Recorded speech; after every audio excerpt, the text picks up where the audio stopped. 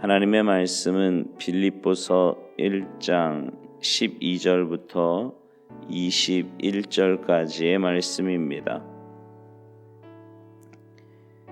빌립보서 1장 12절부터 21절까지의 말씀, 우리 한 목소리로 봉독하십니다. 시작.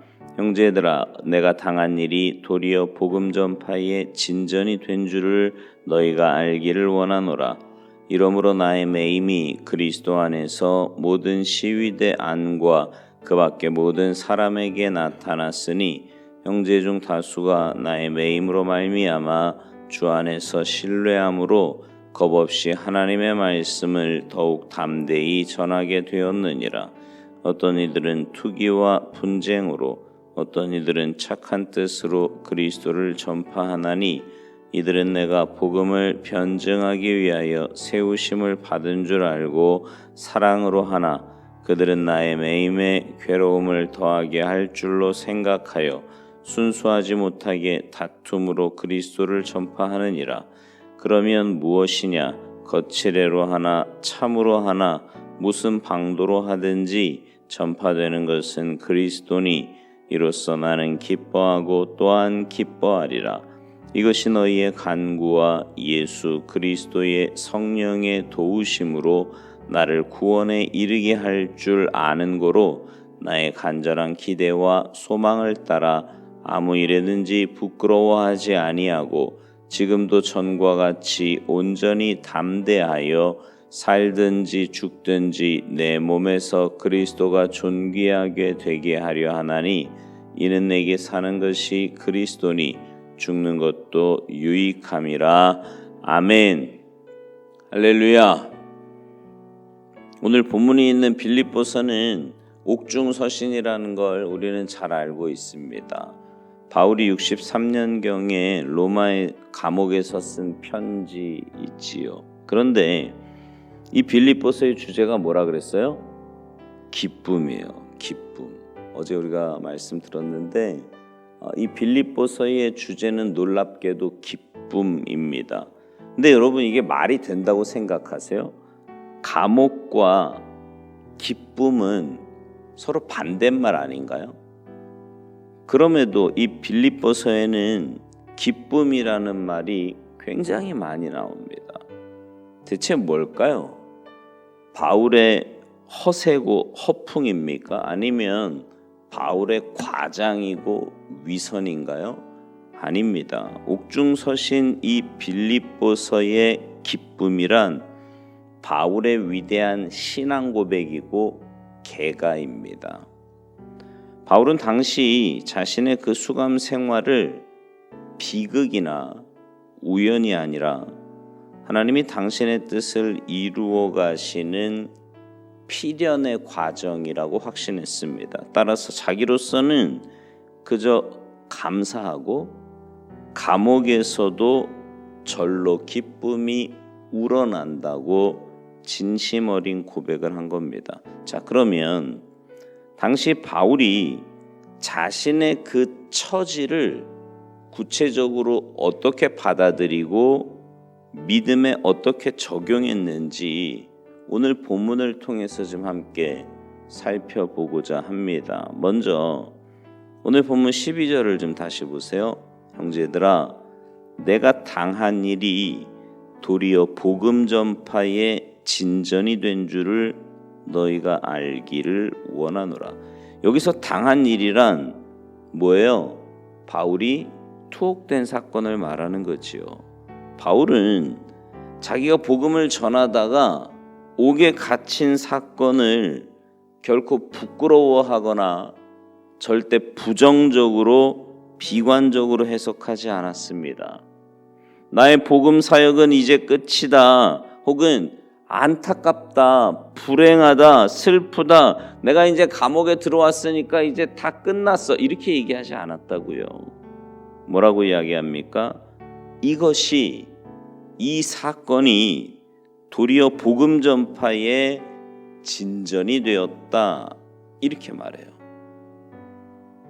복음 전파에 도움이 되었다는 사실을 너희가 꼭 알기를 원한다 이렇게 말하는 거라고요. 상식적으로는 누구나 낙심하고 원망하고, 여러분 이게 그냥 우리가 감옥에 갇혔으니까 뭐 감옥에서 복음 전하다가 갇혔는데 거기서 이렇게 이야기하나 보다, 그냥 막연히 이렇게 생각을 하는데 한번 진지하게 고민해 보시라고요. 여러분이 감옥에 갇혔어요. 복음을 전하다가 혹은 어떤 선한 일을 하다가 감옥에 갇혔다고요.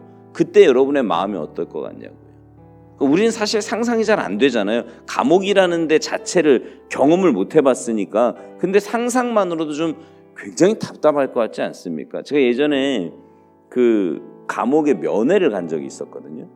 근데 그 분위기 자체도 너무 싫은 거예요. 그 면회 하기 위해서 절차 밟는 것도 그렇고, 그 조그만 칸에 안에 들어가서 면회하는 것도 그렇고 굉장히 답답함을 느꼈는데, 거기서는 누구나 낙심하고 원망하고 비판하고 막 비관하면서 초조해하고 이래야 맞는 거 아닙니까? 근데 바울은 그렇게 생각하지 않는다는 거죠. 그런 부정적인 정서에 빠지지 않아요. 도리어 자기가 투옥당한 사건이 복음 전파에 도움이 된다 이러면서 지금 기뻐하는 거예요. 이어지는 13절 보세요. 이러므로 나의 매임이 그리스도 안에서 모든 시위대안과 그 밖에 모든 사람들에게 나타났으니, 그러니까 여기 나오는 시위대란 로마 황제를 경호하고 왕궁을 지키는 근위대를 말합니다. 바울은 감옥에 있으면서도 자기를 지키는 그 시위대원, 파수대원들에게 전도를 해서 이미 그때 그 시위대원 가운데 몇 사람이 복음을 믿고 그리스도인이 된 사실을 지금 밝히고 있는 거예요. 그러니까 바울은 자신의 그 수감 생활을 로마의 심장부를 복음화시키려는 주님의 원대한 섭리로 받아들인 거죠. 여러분, 이 얼마나 위대한 확신입니까? 내가 이렇게 감옥에 갇힌 것은 절대 불행한 일도 억울한 일도 우연도 실수도 아니고, 오히려 이 모든 게 복음의 진보를 위한, 복음 전파를 위한 주님의 뜻이고 계획이라는 거지요. 심지어 당시 바울이 겪었던 모든 인간관계에 대한 이해도 해석도 그는 그렇게 합니다. 17절에서 바울이 가리킨 그들이라고 한 사람, 사실 여기 이 그들은요 굉장히 좀 안 좋은 사람들이에요. 그러니까 뭐가 안 좋냐면, 그들은요 지금 감옥에 있는 바울에게요 더 큰 괴로움을 주는 사람들입니다. 아주 순수하지 못하게 다툼으로 복음을 전했다는 거죠. 그러니까 그들은 바울이 감옥에 갇히니까 막 기뻐하면서, 봐라, 바울이 범죄자였다 이거죠. 이렇게 막 악선전, 왜 그런 거 있잖아요. 사람이 이렇게 안 되면 거기를 좀 측은히 여기고 불쌍히 여기고 품어줄 생각은 안 하고 기회는 이때다 싶어가지고 그냥 막 그런 사람들, 그죠? 악선전하고, 그리고는 바울의 가슴을 더 쓰리게 하기 위해서 전도에 많은 열을 올렸다는 겁니다. 그러니까 뭐냐면 이런 거예요. 그러니까 시기심으로, 너만 전도하냐? 아주 넌 잘됐다, 너 감옥에 갇혔지, 이제 그거 우리가 할 거다 이러면서 복음을 막 전했다는 거예요. 근데 그 소식을 들은 바울이 막 섭섭해하고 낙심하기는커녕 기뻐하며 감사합니다. 왜요? 18절 보세요. 그러면 무엇이냐? 거칠애로 하나 참으로 하나 무슨 방도로 하든지 전파되는 것은 그리스도니 이로써 나는 기뻐하고 또한 기뻐하리라. 이건요 모든 것이 합력하여 선을 이룬다는 섭리신앙이 아니고서는 도저히 상상할 수 없는 고백입니다. 같이 복음을 전하던 동역자들의 배신이나 모함이나 시기심, 질투심까지도 그는 다 오직 그리스도만을 전파하게 하려는 하나님의 깊으신 섭리다 이렇게 믿은 거예요. 따라서 그는 그 모든 것을 감사하고 기뻐할 수 있었다라는 거죠. 얼마나 대단한 신앙입니까? 그뿐만이 아니에요. 바울은요 죽음에 대한 생각도 남다릅니다. 당시 바울은 일정 기간 수감 생활을 마치면 그냥 출소하게 되는 그런 일반 재소자가 아니고요, 언제 끌려나가서 처형당할지 모르는 사형수예요. 사형 선고를 받고 참수라고 하는 형 집행을 기다리는, 어떻게 보면 인간적으로 보면 이 세상에서 가장 측은하고 불행한 사람입니다. 그럼에도 당시 바울의 정서나 모습에서는 그 어디에서도 사형수의 어두운 그늘이 손톱만큼도 보이지 않습니다. 그 어디에도 죽음의 공포, 초조함, 두려움, 체념, 불안한 기색이 안 보여요. 오늘이든 내일이든 끌려나가 목베임을 당할 사람인데도 전혀 죽음을 인식해서 위축되는 모습을 보이는 대목이 없다는 거죠. 이건 대체 뭘까요? 어디서 온 초연함인가요? 20절 이하에 보면 나는 살든지 죽든지 내 몸에서 나로 인해 그리스도가 존귀하게 되면 그걸로 족하다는 겁니다. 나의 최대 관심사는 내 한 목숨 죽느냐 사느냐가 아니라 나로 인해 그리스도가 존귀하게 되는 것이기 때문에 나는 오직 주님 뜻대로, 주님 섭리대로, 주님의 처분대로만 따르고 순종할 따름이라는 거죠. 여러분, 말이 그렇지 죽음 앞에서까지 이렇게 철저하게 자기의 모든 것을 주님의 뜻에 맡기는 사람이 또 있을 수 있을까요? 여러분, 하나님의 섭리를 믿는 사람에게는 감옥도, 동료의 배신도, 헐벗음도, 굶주림도, 죽음도 더 이상 불행이나 슬픔이 아니에요. 섭리신앙에 투철한 사람에게는 그 어떤 아픔도 고통도 더 이상 불행이 될 수 없습니다.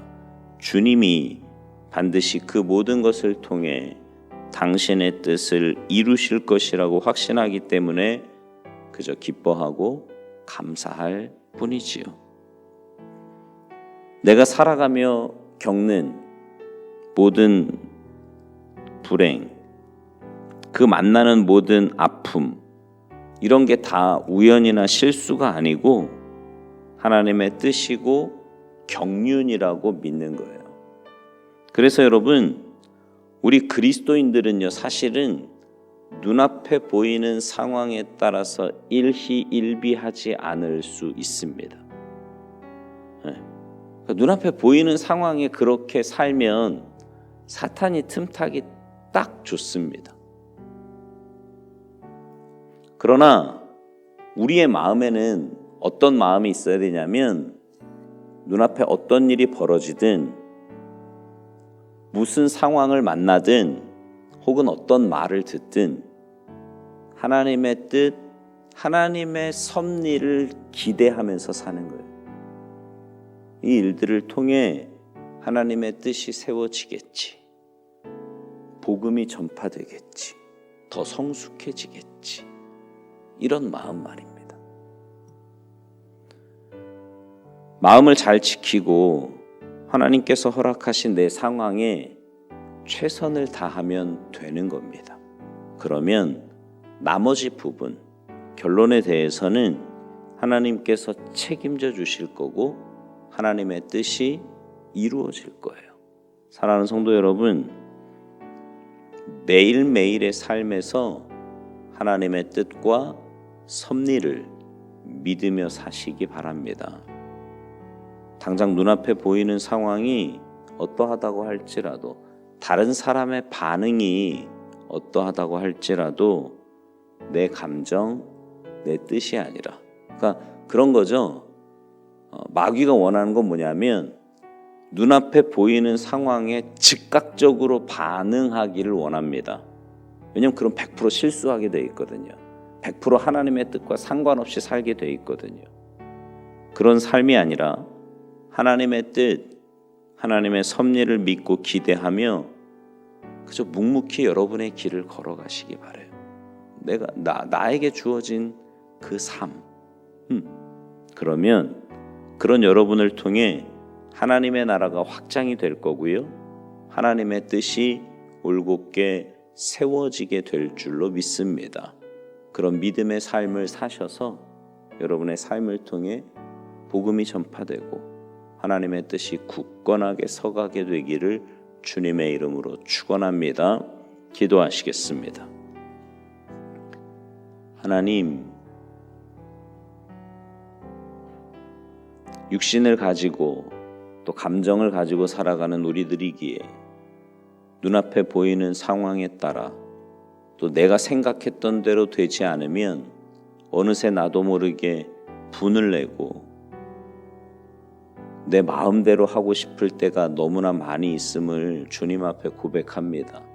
그러나 하나님, 모든 것이 하나님의 뜻과 섭리와 하나님의 인도하심 속에 있음을 우리가 분명히 믿는다면 눈앞에 보이는 상황에 일희일비하는 것이 아니라 하나님의 뜻을 기다리며 또 하나님의 섭리를 확신하고 하나님의 신실하심을 의지하여 믿음으로 반응하며 믿음으로 살아가야 할 줄로 믿습니다. 저희들에게 온전한 믿음 허락하여 주시고 특별히 오늘 한날의 삶 가운데 어떤 상황에서도 믿는 자답게 하나님의 자녀답게 말과 행동과 생각을 하며 살아가는 우리 모두가 되도록 주님 도와주시옵소서. 이 새벽에 주님 앞에 간절히 기도하는 모든 제목 가운데 주님 응답하시고 역사하실 것을 믿고 감사드리며 예수님의 이름으로 축복하며 기도하옵나이다. 아멘.